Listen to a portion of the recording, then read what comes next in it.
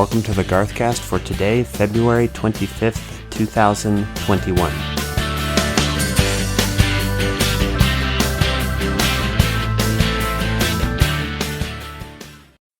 Did you hear about the Garth Brooks concert last night? Yeah, I didn't either. There hasn't been an official Garth concert in over a year. In fact, it was just 1 year yesterday that we last heard this.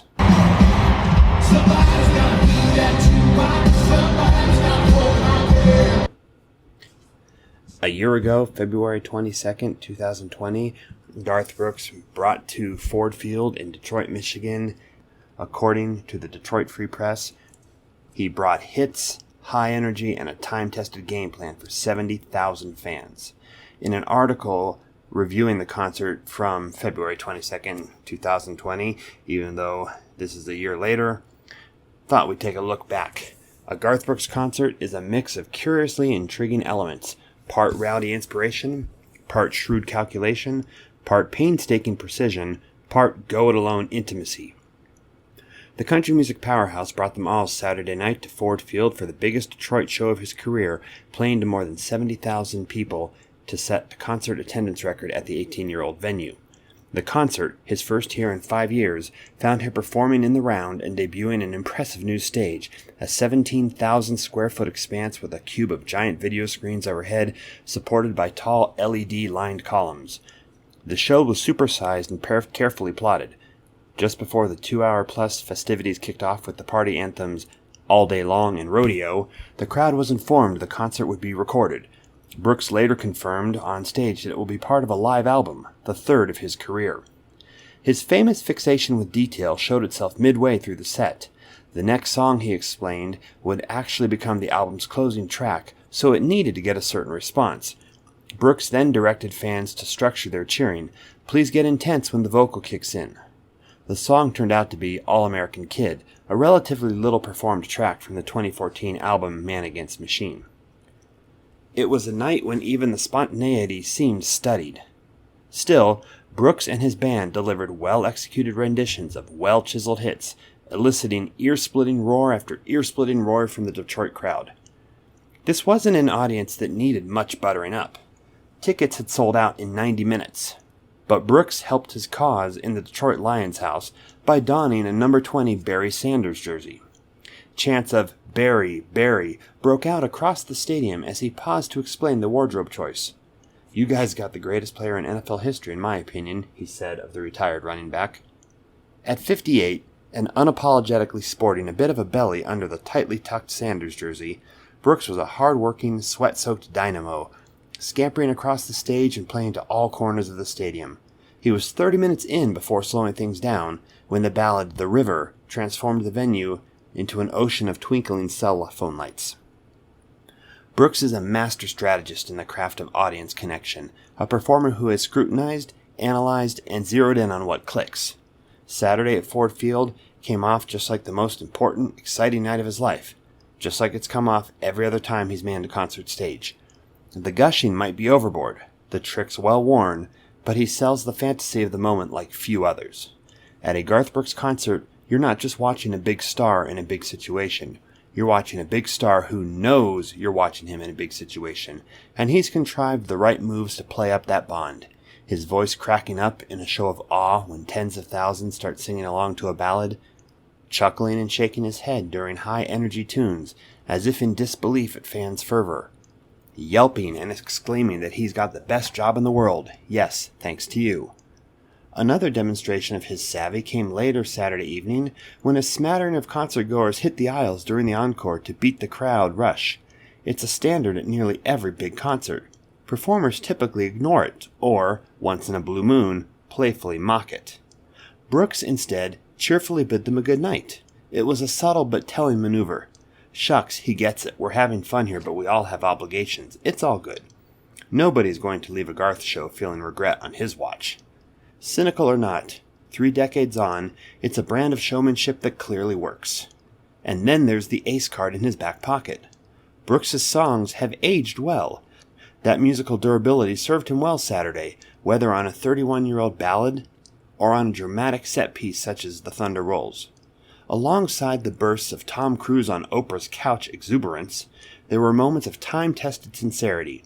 The Dance reliably dug deep, while mid-tempo material like Shameless and That Summer added their own textures to the affair. Call in Baton Rouge was a fiddle-fueled stomp and a showcase for Brooks' band, who nearly matched him in upbeat energy throughout the night. Friends in Low Places was a dependable showstopper, with streams of confetti to punctuate the point. Once upon a time, Brooks was the force who turned country music into arena pageantry. In the 1990s, that made him one of the bad guys in the traditional country world, as he said at a Friday press conference. But it also made him a megastar and a game changer. Attend a big country show in 2020 with its production frills and rock energy, and you're seeing the hand of Garth Brooks. Amid Saturday's high-flying energy, some of the real highlights came during a quiet, wind-down encore. Alone with his acoustic guitar and voice, Brooks performed deeper catalog cuts and a cover of Billy Joel's Piano Man, providing a handful of genuine pin-drop moments after a loud, rambunctious, meticulously designed affair. A scaled-down Garth Brooks show might be something to see. Next up on the GarthCast, Morgan Wallen breaks Garth's record for number of weeks at number 1 on the Billboard charts. From an article posted on musicmayhemmagazine.com, Morgan Wallen becomes best-selling artist of 2021, album breaks record previously held by Garth Brooks. Despite backlash and being removed from country radio and prominent streaming playlists, Morgan Wallen has become the best-selling artist of 2021, as his double album Dangerous sits at number 1 for the 6th consecutive week, breaking a record previously held by Garth Brooks. His 6-week stint sitting atop the Billboard 200 chart makes history as the most weeks at number 1 for a male artist's album since Drake's Views in 2016. Dangerous is just one of 3 albums in the last 5 years to spend at least 6 weeks at number 1. According to Billboard, Dangerous is also the first country album to spend its first 6 weeks at number 1 since The Chase, which ruled the list in its first 6 weeks. The Chase debuted at number 1, spent 6 weeks in charge from October 10th to November 14th, 1992, slipped from the top spot for 2 weeks, returned for one more week at number 1 for the week of November 28th, 1992. Billboard also reports Dangerous is the first country album by a man with 6 total weeks at number 1 since Garth Brooks' The Hits ruled for 8 non-consecutive weeks in 1995, and the first non-best-of country album by a man with 6 total weeks at number 1 since Brooks' The Chase set 7 total weeks at number 1 in 1992. It seems that any publicity, even bad publicity, at least as far as Morgan Wallen is concerned, is a good thing. Next up on the GarthCast, just kind of a humorous look back at Garth and Trisha Yearwood marriage problems during quarantine, according to the Gossip magazines. If you remember, on a prior GarthCast, I mentioned an article from the Globe magazine tabloid that talked about Garth and Trisha having marriage problems during quarantine, and it talked about Garth being a slob and leaving stuff around, and Trisha ruling the roost and being fed up. If you read further into the article, you saw where they mentioned Garth whistling, and that was something that he had mentioned in their Christmas show that was broadcast on CBS. Basically, it was a whole lot to do about nothing. I've discovered a website called GossipCop.com, and that website appears to literally be an area where they can kind of collate all the different gossip and tabloid-type stories into one area. So this will probably be a spot or a site that we refer to now and then and again. The thing that caught my attention was Garth Brooks and Trisha Yearwood marriage problems during quarantine. Here's the truth. This was an article written by Matthew Radulski as of February 20th, 2021. Music legend Garth Brooks is kept busy during COVID-19. He and Trisha Yearwood started live streaming concerts from their home. There's still been quite a few whispers that the two were on the brink of a divorce. Here are some stories Gossip Cop has investigated about Yearwood and Brooks bickering in quarantine. According to the National Enquirer, they were supposedly fought about every aspect of the CBS show, were not being discreet about it during rehearsals.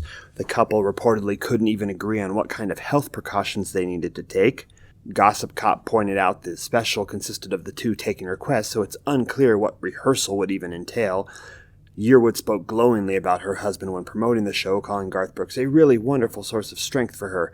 Obviously, the story was bogus.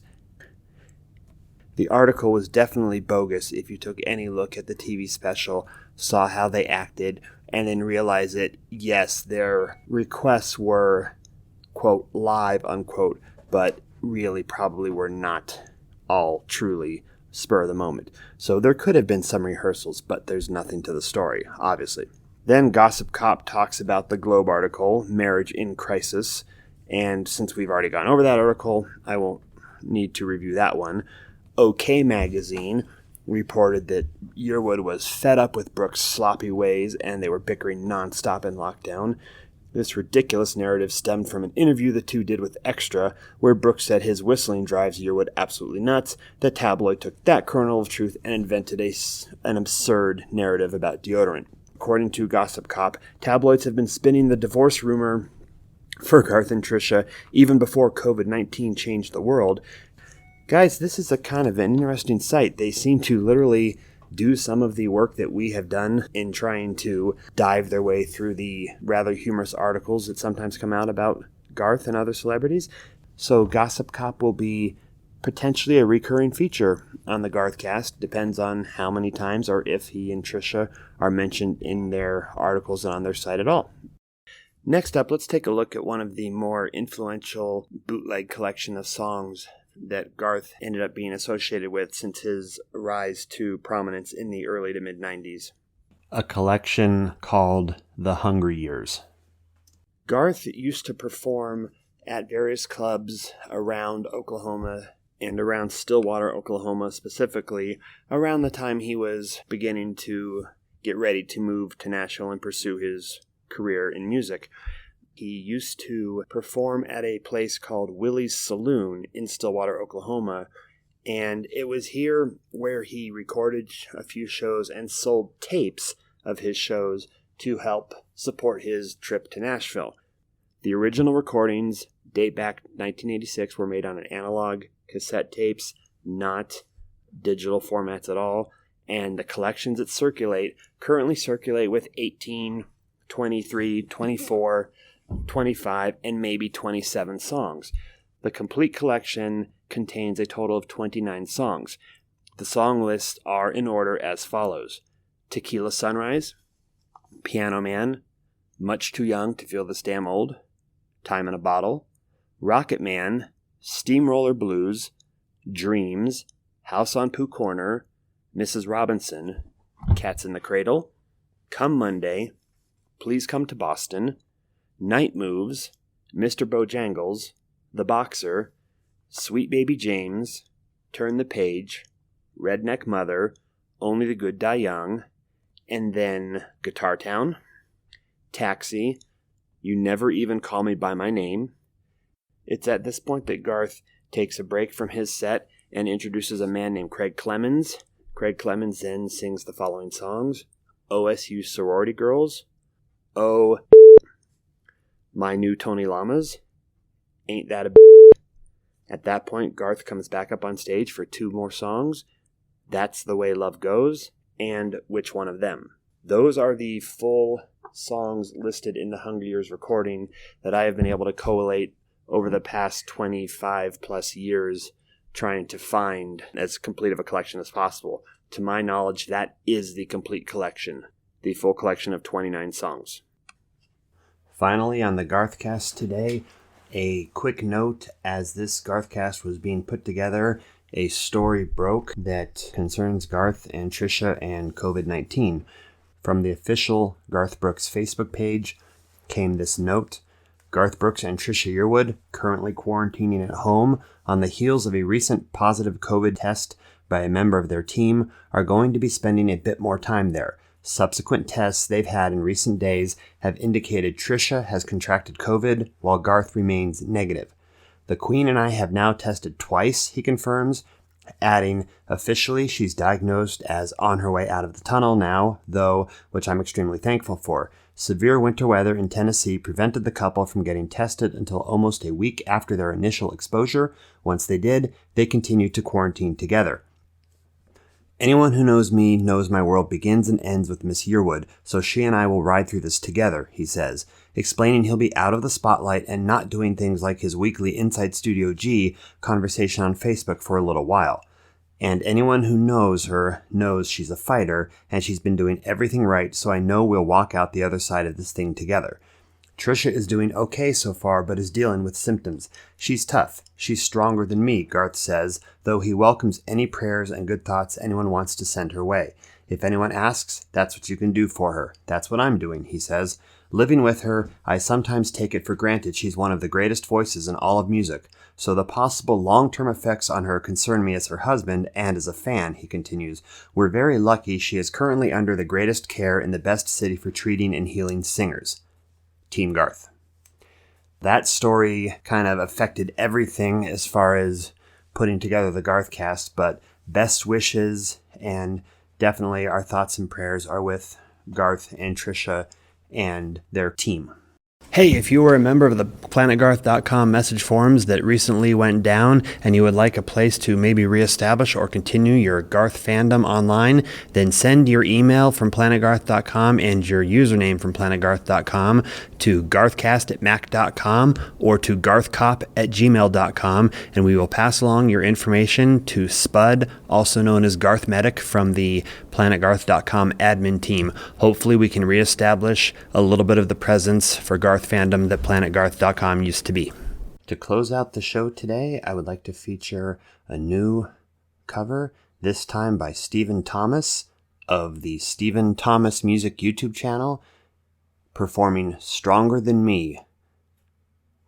For the GarthCast, keep believing.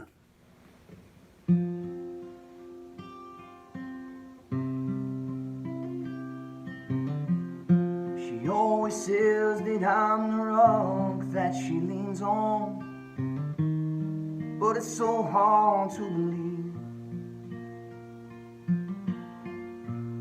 'cause she's always there when I start losing faith and going crazy. You save me, and every now and then she just wants me to hold her. Oh, but that don't mean she's weak. The fact you're unafraid to let your feelings show just means you're stronger than me. She lifts the weight of this world right off my shoulders with nothing but the touch of her hand. I wake up and I tell her that I love her, I feel more like a man. You know, I always thought I had to have the answers, be her strength and take the lead.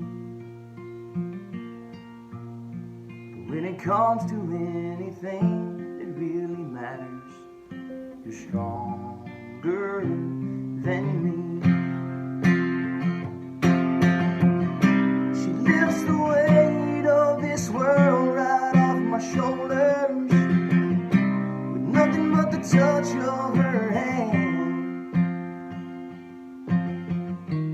When I wake up and I tell her that I love her, I feel more like a man. Give her anything in life that's mine to give her, till the last breath that I breathe. If I have a choice, I pray God takes me first, 'cause you're stronger